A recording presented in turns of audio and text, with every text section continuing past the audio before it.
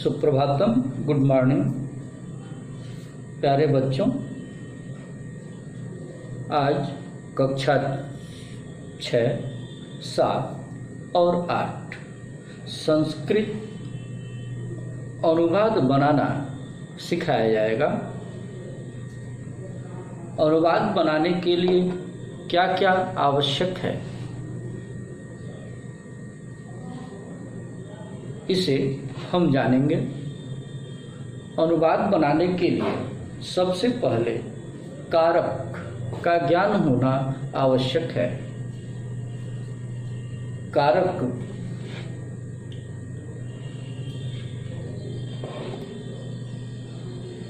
बहुत सारे ऐसे विद्यार्थी हैं जो कारक के बारे में पहले से ही जानते हैं। जरा एक बार और देखेंगे। कारक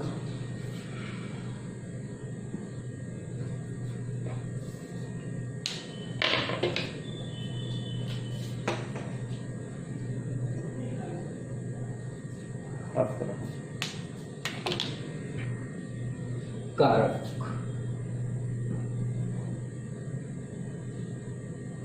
कारक किसे कहते हैं? यदि हम साहित्य की दृष्टि से देखें तो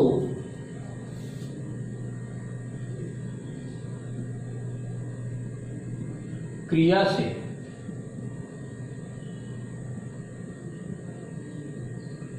सीधे संबंध रखने वाले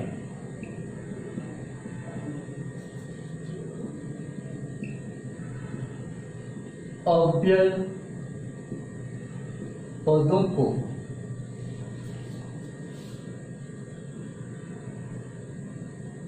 कारक कहते हैं। क्रिया से सीधे संबंध रखने वाले अव्यय पदों को कारक कहते हैं। ये अव्यय पद क्या है?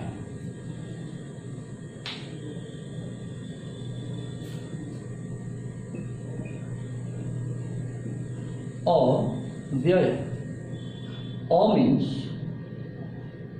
नहीं, अव्यय मीन्स खर्च, जो किसी भी परिस्थिति में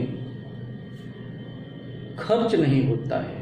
अर्थात किसी भी परिस्थिति में वे शब्दांश जो किसी भी परिस्थिति में अपने रूप को परिवर्तित नहीं करते, उन्हें ही अव्यय कहते हैं। ये अव्यय दो प्रकार के होते हैं, विकारी अव्यय, अविकारी अव्यय।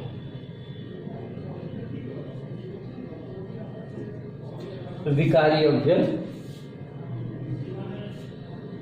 ये वे अव्यय हैं जो समय, काल और परिस्थिति के कारण अपने रूप को परिवर्तित कर देते हैं।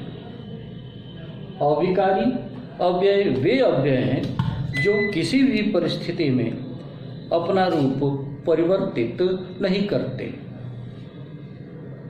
हर काल में, हर लिंग में एक ही समान प्रयुक्त होते हैं। जैसे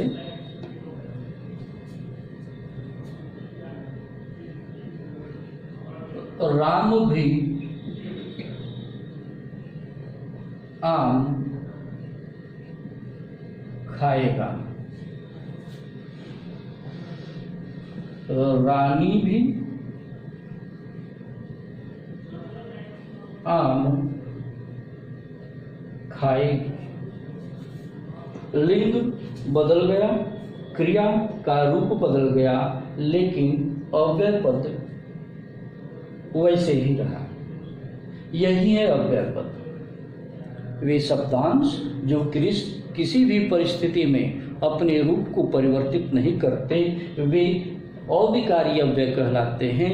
वे शब्दांश जो देश काल परिस्थिति के अनुरूप अपने रूप में परिवर्तित परिवर्तन कर लेते हैं वे विकारी अव्यय कहलाते हैं। संज्ञा, सर्वनाम और समस्त प्रकार के नाम विकारी अव्यय के अंतर्गत आते हैं। अब जरा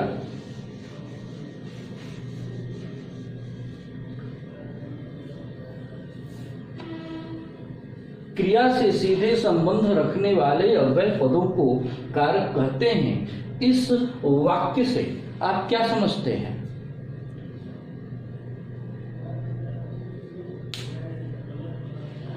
सभी क्रियाएं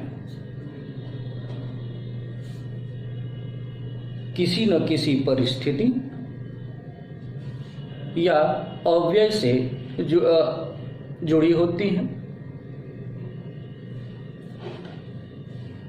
किसी भी क्रिया को करने के लिए जो परिस्थितियां या उपकरण सहायक होते हैं उन्हें ही हम कारक कहते हैं।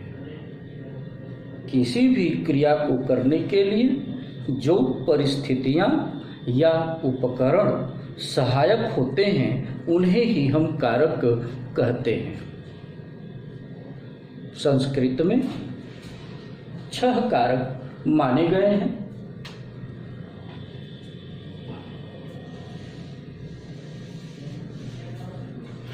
वे हैं कर्ता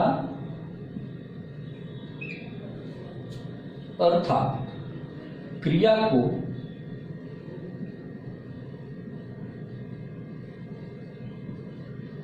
करने वाला। किसी भी क्रिया को करने के लिए कर्ता की आवश्यकता होती है, तो कारकों में सबसे प्रथम कर्ता होता है जो क्रिया को प्रारंभ करता है। कर्म,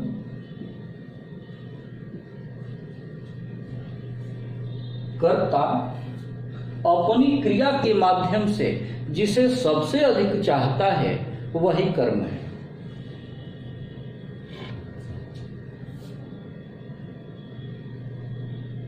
कर्ता क्रिया के माध्यम से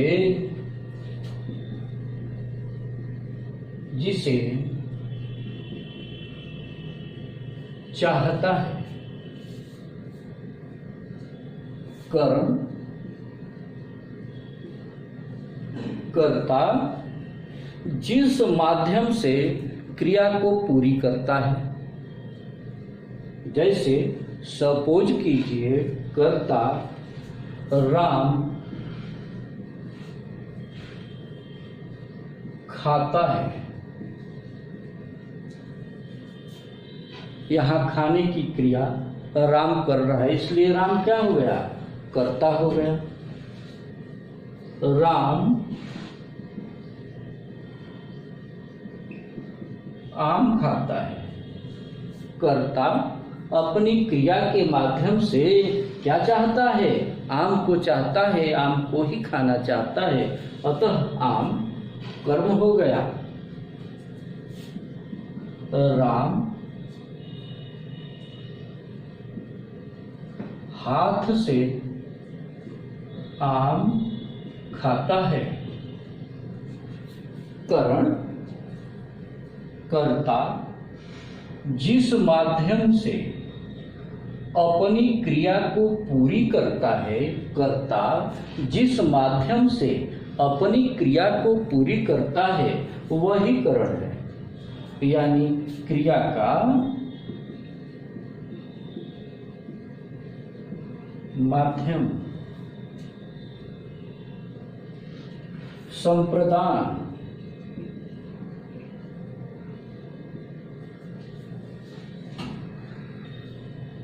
संप्रदान संसार की सभी क्रियाओं का कोई न कोई प्रयोजन होता है। बिना प्रयोजन के कोई क्रिया होती ही नहीं है। संप्रदान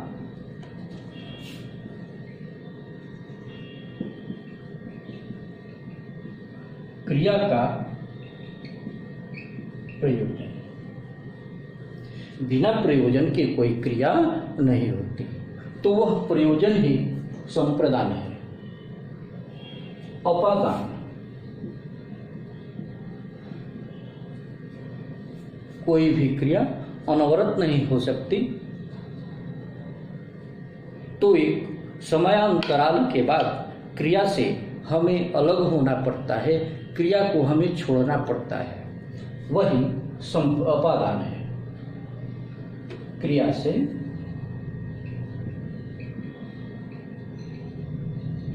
पृथकता, क्रिया से अलग होना। अधिकरण, अधिकरण क्रिया का स्थान, हर क्रिया का कोई न कोई स्थान होता है, बिना स्थान के कोई क्रिया नहीं हो सकती। अतः क्रिया का स्थान ही अधिकरण होता है। इस प्रकार संस्कृत में ये 6 कारक होते हैं जिनसे कोई भी क्रिया पूरी होती है। यदि इन कारकों में से एक भी कारक को हटा दिया जाए तो क्रिया स्थगित हो जाएगी। इस प्रकार इन 6 कारकों को भली भांति समझते हैं। संस्कृत में ये 6 कारक बताए गए हैं, लेकिन हिंदी भाषा में अनुवाद करने के लिए या हिंदी भाषा को संस्कृत में अनुवाद करने के लिए कुछ अन्य कारकों की भी आवश्यकता पड़ जाती है, जैसे संबंध,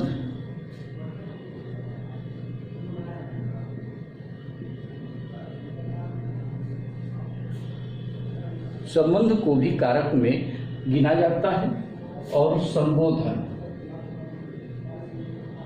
इन 2 कारकों की गणना कारक में की जाती है, संबंध और संबोधन। इस प्रकार कारकों की संख्या 8 हो जाती है। अगले वीडियो में हम फिर इसे पढ़ेंगे। धन्यवाद।